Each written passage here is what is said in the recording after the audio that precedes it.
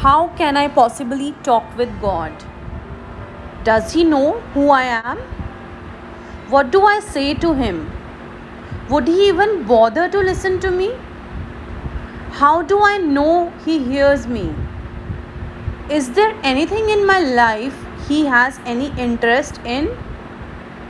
Does He even want me to bother Him? We often harbor such thoughts and we want to know how should we talk to God.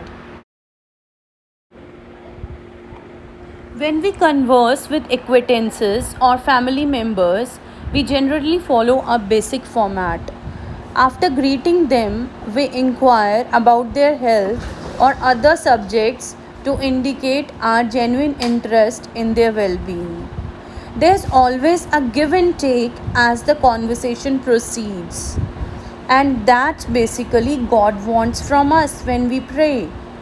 We don't say exactly the same thing every time when we speak with someone. That's what the God wants from us. He doesn't want repetition from us. God knows very well that we are in a process of learning of how to talk to God.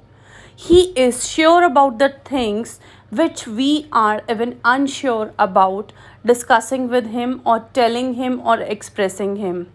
And this is all possible when we talk to Him like a loving Father because He is the ocean of love. Talking to God, that is the prayer, is completely personal and is not a show business.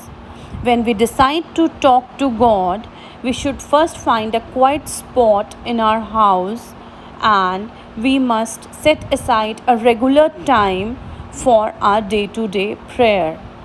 When our commitment to prayer will become a part of our daily schedule, we will definitely find a benefit from it.